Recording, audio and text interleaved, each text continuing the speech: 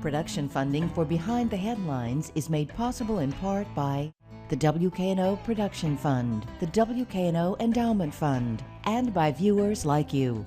Thank you. The city's chief legal officer on the removal of the Confederate statues tonight on Behind the Headlines.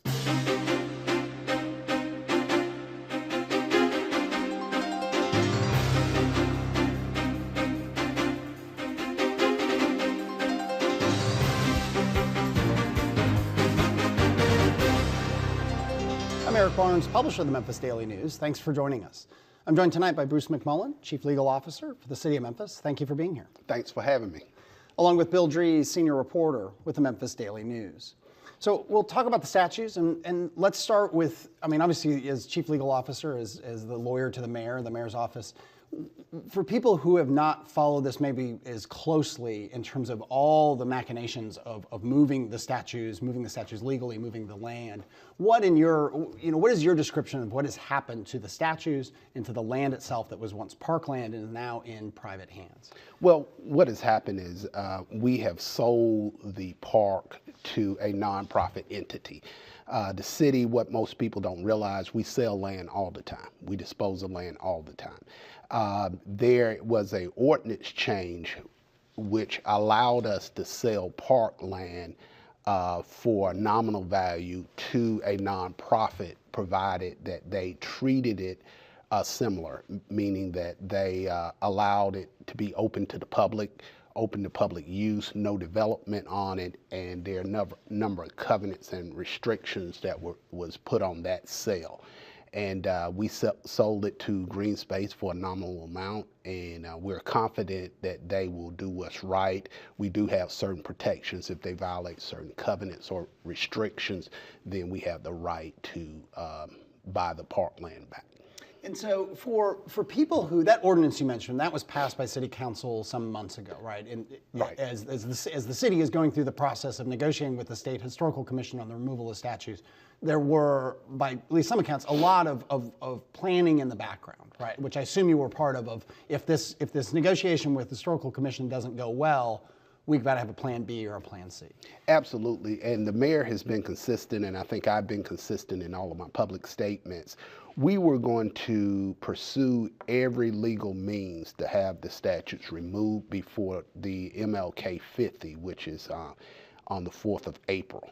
And those avenues, we simultaneously pursued all those legal avenues, and it was our position that we wanted to follow the appeal before the Historic Commission, but we also had this going simultaneously. To what degree were you worried, again, from a legal point of view? There's the politics of this and then there's the legalities. From a legal point of view, to what degree were you worried about the state legislature, which goes into session next week, coming in and changing some of these laws and taking this option, the option you guys took, taking it off the table? Well, as the chief legal officer, that was a major concern of mine. If you look at the history, there was first a law passed in 2013, the Tennessee Historic Commission Act, and that prohibited a municipality from moving any war memorial. Then in 2017, that law was tightened up, so to speak, made it more difficult by adding not only war memorial, but historical figure. As you may know, the Nathan Bedford Forrest statue that was in Health Science Park, that was not a war memorial. So under the 2013 law, it was our position that it did not apply to that. So then there was a 2016 law that kind of closed up that loophole, so to speak. So the trend showed that the state legislature was progressively making it more and more difficult to move any of these war memorials or historic figures. So I knew that they would go into session in January, and that was just a concern of mine. It wasn't nothing anyone said, but that was a logical concern. All right, a bunch of things to dig into there, but let me get Bill Dries involved. Bill, go. So Bruce, with the action that the council has taken on the parkland and the monuments being down, are any of the other parts of this legal strategy that the city was pursuing, or the lawsuits that people had filed against the city over the monuments before their removal, are those points still being pursued, or are they dead at this point? Well, that's interesting you should ask. We're going through and doing an analysis of what we're going to do with each of those cases. Just generally, I think they are moot point, because I'm confident what we did was legal and what we did will stand. And just from that perspective, we feel it's a moot point. But going through the legalities of dismissing these or making certain legal motions to resolve those things, we haven't done that yet. Mm-hmm. The state at one point approached the city and urged the city to engage in a mediation process with the other parties, and this is Sons of Confederate Veterans, the Forrest descendants. Did that mediation actually ever happen? Were there any talks that were part of a mediation process? That mediation never happened. It was scheduled a couple of times, and I think initially the Sons of the Confederacy refused to mediate, and then I think they made a public statement that they would mediate, but they would not offer any concessions. And their position was that the statute should stay where they are undisturbed and not moved at all. That mediation was put off to, it was originally December 1st. I think it was put off to December 20th, and then it was put off to January 16th. And in the background on this, the city's legal position was, we have to see at least some movement on mediation by December 19th. The city, in effect, put everyone on notice that we consider December 19th to be a very critical date in that process if it happens. Well, I did, because no land of the city can be sold without city council's approval. So I had a number of targets I was watching, and one of them was when city council meets. And as you've alluded to before, when the legislature goes back into session. So we came up, the 19th from my perspective was a drop dead date that we had to do something. So for a bunch of questions. One is, at the Nathan Bedford Forest site, there is still a tomb there, there's a grave there. What happens with that? The statue is down, but there's still the question of what happens with the base and the remains, and are there other ordinances that have to be followed and rules that have to be followed in terms of moving a gravesite? Well, you're merging two issues.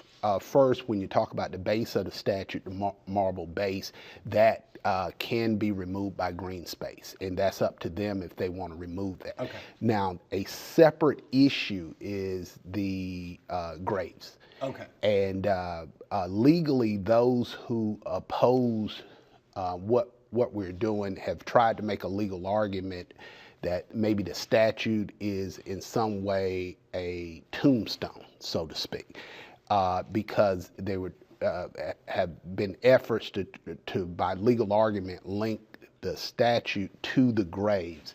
And that's a critical leap, because when you remove a grave site, there's a whole different body of law you must follow that is different. Great. Will green space have to follow that, or the city have to follow if they want to move the remains? If they want to remove the remains, I don't know that they have any interest in removing the remains. That was not one of the conditions or covenants you talked about that when you sold the land to green space, that the remains would be moved or would not be moved.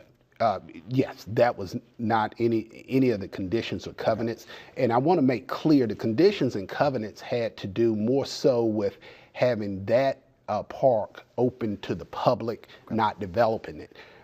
Removal of the statutes, that was not a covenant or a promise that would be done. Those are actions that green space took. But that you expected that green space would remove it? Absolutely. Okay. People have, without getting into the whole question of should the statues come down, okay, well, we're going to try to stick with more of the legal issues right now, but in terms of the question of the means by which it was done, I've had lots of people, and it's been written about, who wanted the statues to come down, but are very concerned about the means. That is this now the city council and city has this way to very quickly, very easily take public property and sell it off to anybody they want. So, people have brought up, the Greensward, or they brought up, zoo property or other public land or community centers or libraries. Is this a bad precedent? Even if the end is justified from your point of view and the point of view of the people who wanted the statues to come down, is it bad policy? And is it that the city council now can very quickly get rid of public land without a whole lot of oversight? Well, I would like to put this in the category of a unique situation, an anomaly, and it was something that we needed to do by a certain period of time. I don't think this sets precedent as to how we would dispose of park land, but I do want you to know that we dispose of land all the time, and it never makes the news. We sell property all the time, and it just has to have city council's approval to do so. But what we did in this situation, there are a number of issues that we were cognizant of. One is public safety during the MLK 50. I think a lot of people don't appreciate the public safety factor that we were considering with having those statues there, the kind of incendiary effect of having protesters and counter-protesters, and then you have the MLK 50, and I don't need to remind people of what happened in Charlottesville. Yeah. So we were trying, it was important for us to get rid of, to handle those distractions, to have more of a smoother commemoration of MLK 50. The way it was done, a lot of it had to do with public safety. The timing of when it was done, the way it was done very quickly and swiftly, a lot of that had to do with public safety concerns. Yeah, go to Bill, we have about 15 minutes left.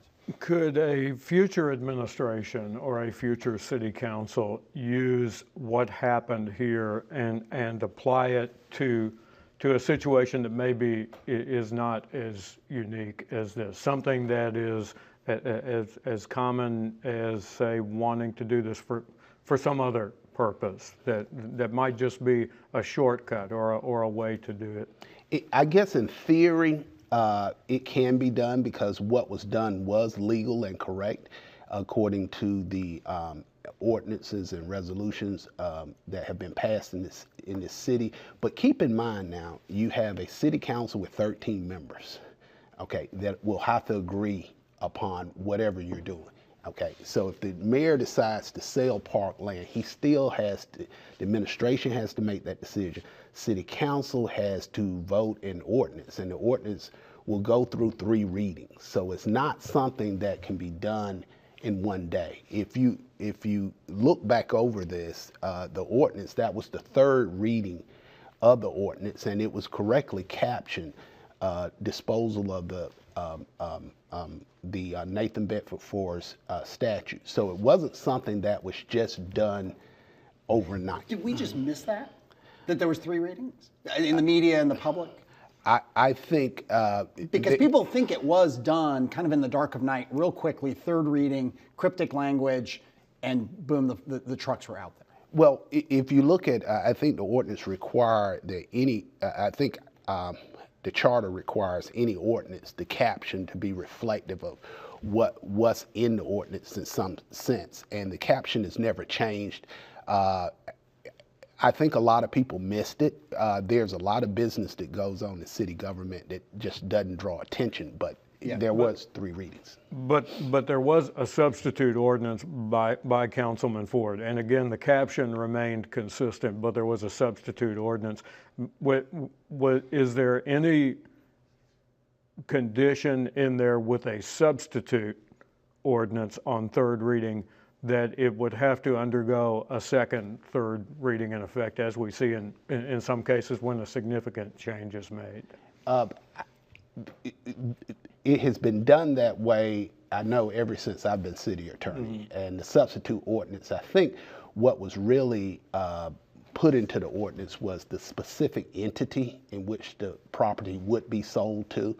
And I don't think it changed the spirit of the ordinance or what was going to be done or what was done on the 1st reading. In advance of this happening, did the city administration in effect say, okay, Memphis Green Space, this is how you're going to exist, or was there a discussion between the city administration and Van Turner and the other officers of Memphis Green Space about how Memphis Green Space would unfold, how it would exist? I had discussions with Van Turner. There were some nonprofits that approached us. There were some nonprofits that approached us and said, no, we don't want any part of it. And I had a discussion with Van early on. He was willing to help, but there were conditions, as I talked about, that the nonprofit would have to adhere to. And that would be a part of the covenants and restrictions, and he was aware of that. But is there any concern? I'm sorry to cut you off, but is there any concern that Van Turner, who's also a county commissioner, that there was some conflict in that? I mean, did you all talk that through? Yes, we talked that through but it is not Van Turner personally. The parkland was not sold to Van Turner personally. It was sold to a nonprofit that has a board, and he doesn't gain anything financially from having being the executive director of the nonprofit. Do you expect the city will be sued over this? Well, I mean, the city is sued all the time on some level. If you go through the records, I mean, people are constantly suing the city and they're suing the county. I mean, so in and of itself, but you all ready for a big legal and extended fight over this potentially? Well, we think what we did was legally correct. I can't control whether or not someone disagrees with that and want to test it in court. We anticipate that. That's what my office does. So we've anticipated that there may be some legal challenges, but we're confident that what we did is correct and that we'll prevail ultimately. Do you worry that there will be retribution from the state legislature, that they will do things, anything, and people have talked anything from cutting down, maybe eliminating this avenue and putting further, limits on what municipalities can do, or to the city has two big TDZ proposals out there for riverfront development, for fairgrounds redevelopment. I mean, millions and millions, hundreds of millions of dollars at risk. People have said, well, now the state's never going to approve those tourism development zones. I can't really speak for how the state legislature will react to what happened, but I will say this. Our communications have been consistent that we were going to do it legally. And we felt like if we did it legally, we did it within the law, that there would be no sense of there needs to be some type of retribution. Right. But and again, the people who said it's really more of a political thing. And again, you're answering from the legal point of view. One more question. I'll go back to Bill. Where are the statues? I don't know. Does anyone in the city government know? I mean, let me ask the question differently. Was that part of the coordination with Green Space? Was that one of the conditions that they would not, throw them away, that they would preserve the statues? Were there conditions on the treatment and location of the statues between the city and Green Space Inc.? Well, yeah. What I do know is that Green Space will preserve the statutes, and hopefully they will work with a group of citizens, the Sons of Confederacy, the descendants, on working out a place where the statues can be put, that it can be appreciated by those who appreciate it, and that process. But I am confident that no harm has come to the statues, and I'm confident that Van Turner is looking into avenues to have the statues placed in a place that they can be appreciated by those who do appreciate that type of history. Okay, Bill. Our simple but possibly complex question: are the statues, are the monuments themselves, are they city property? No. Did they become the property of Green Space under the terms of the sale? Yes. If you look at the sales documents, two things were done. The park was sold, and there's one argument that the statues are fixtures and they go along with the park, but there was also a bill of sale for personal property that also included those statues. So it's kind of putting your belt and suspenders on. So Green Space Inc.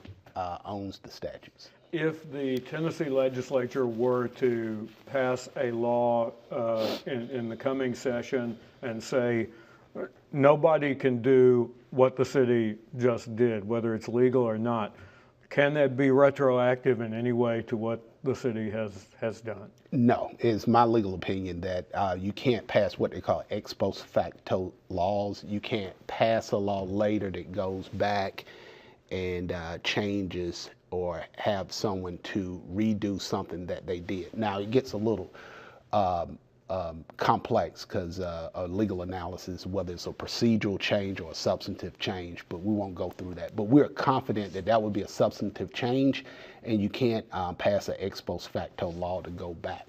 Now, any law that they pass will say you can't do this in the future from this day on. Mm-hmm. And in fact, as you outlined, we had the first law on this matter in 2013, and then the council acted to change the names of the parks before the 2016 law was passed. So is it the city's position that that previous council action was ahead of the 2016 law that closed the loophole? Yes. As a matter of fact, the Court of Appeals, maybe a month ago or 6 weeks ago, ruled on the name change. As you know, the name change took place some time ago, and that was appealed to the Court of Appeals, and they ruled on it that the name change was valid, and that the park name change to Health Science Park and I think Memphis Park was valid. And in doing that analysis, you went through the ex post facto portion of the law and whether any new law would be retroactive or not. Questions, just again, a kind of basic question, but it's complicated. Who will keep up the parks? Memphis Green Space. Their costs, their expense. Their costs, their expense for maintaining the park. Will there be money from the city that goes to Green Space Inc.? I mean, whether it's a grant or any kind of funding of Green Space Inc. of city money? Not that I know of. Now, they are fully free to request a grant from the city like any other nonprofit. Right. But there's no, that I'm aware of, set up operation for the city to provide financing to Memphis Green Space. They raise their own money and they're responsible for maintenance and programming of that space. And you said this before, but just to go through it again, I mean, does the city have a right to buy the property back at any time? Well, or only if they fail to meet certain conditions? If they fail to meet certain conditions. Which would be, again, things like keeping the park open, keeping the park upkeep, that kind of thing? Right, and keeping it open to the public and it can't develop the property. Yeah. It has to be open space to be used by the public. The night of when the statues came down, and you mentioned before about security, and obviously Charlottesville was heavy on your minds, and Charleston, and I'm not sure, I went down there and tried to kind of see what was going on, and the security presence, the police presence was amazing. I mean, it was something else. And how much, I don't know, were you involved in that? I mean, or was that part that everyone was sort of involved in saying, look, we are going to have a massive presence, many blocks perimeter. People talked about snipers on roofs. I mean, it was no small thing. It was not just a couple of trucks and a few, police shutting down the street. Absolutely. The planning was a long, detailed, extensive process. And like I said earlier, one of the key concerns with us was public safety. And so that was planned out ahead of time. We had everything in effect, and also we needed to do it swiftly because you had to maintain public safety from the time that the cranes got there to remove the statues until they were taken down. And the shorter period of time you do that, the better you can maintain public safety. So it was something that was planned through. We planned through in very, very detail. We planned through the legal process. We planned through the logistical process, what route the statues would be taken to some form of storage, and we planned through how we would secure the area for public safety.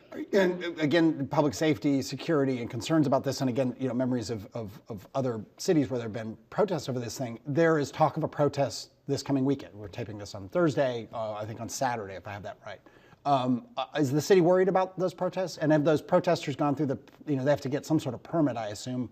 Have they gone through that process to your knowledge? We have not received, as of today, any request for a permit to protest. We're aware that there's some talk from some organizations that there will be a protest this weekend. Director Rollins is prepared for that. We think we're looking at providing some protest areas for those who want to legally protest, but up until now, we've not received a permit request. And what's the process of getting a permit for people who don't know? I mean, can they do it very quickly, or do they need to do it 24 hours in advance, or? Actually, protest permit, you need to do it 14 days in advance. So we're inside the 14 days. So if they don't get that, will the police shut them down? Well, that would be an illegal protest. Now, there is an exception to that. If some event occurs that would lead to immediate protest, there's a 2-day window in which you would protest. But protesting, taking down the statues, would have required them to get a permit 14 days in advance, and we haven't received a permit. So we don't know of any real legal protests that could take place. We got through a lot. We got 30 seconds left. We'll probably just have to leave it there. But we appreciate you being here. Thanks for asking the questions. Thanks for walking through all this. We appreciate your time. And Bill, thank you. Thank you. And thank you for joining us. Join us again next week.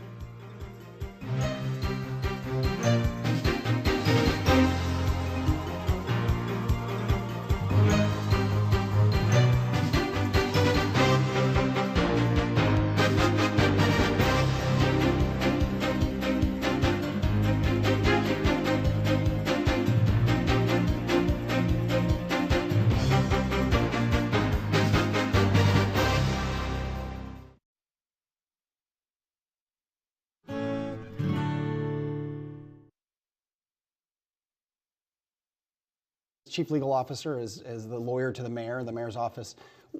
For people who have not followed this maybe as closely in terms of all the machinations of moving the statues legally, moving the land, what is your description of what has happened to the statues and to the land itself that was once parkland and is now in private hands? Well, what has happened is we have sold the park to a nonprofit entity. The city, what most people don't realize, we sell land all the time. We dispose of land all the time. There was an ordinance change which allowed us to sell park land for nominal value to a nonprofit, provided that they treated it similar, meaning that they allowed it to be open to public use, no development on it, and there are a number of covenants and restrictions that was put on that sale. And we sold it to Green Space for a nominal amount, and we're confident that they will do what's right. We do have certain protections. If they violate certain covenants or restrictions, then we have the right to buy the parkland back. And so for people who, that ordinance you mentioned, that was passed by City Council some months ago, right? And right. As the city is going through the process of negotiating with the State Historical Commission on the removal of statues, there were, by at least some accounts, a lot of planning in the background, right? Which I assume you were part of if this negotiation with the Historical Commission doesn't go well, we've got to have a plan B or a plan C.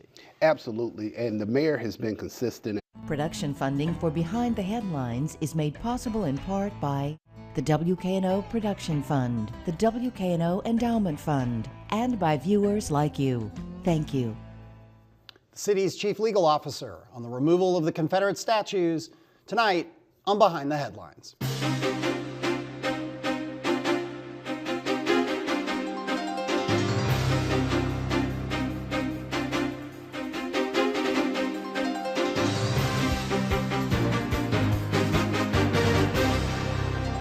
I'm Eric Barnes, publisher of the Memphis Daily News. Thanks for joining us.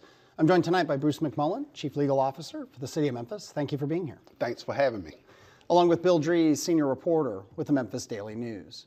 So we'll talk about the statues, and let's start with, obviously, taking it off the table. Well, as the Chief Legal Officer, that was a major concern of mine.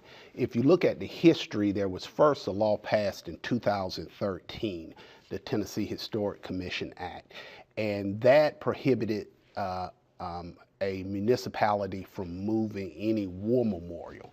Then in 2017, that law was tightened up, so to speak, made it more difficult by adding not only war memorial, but historical figure.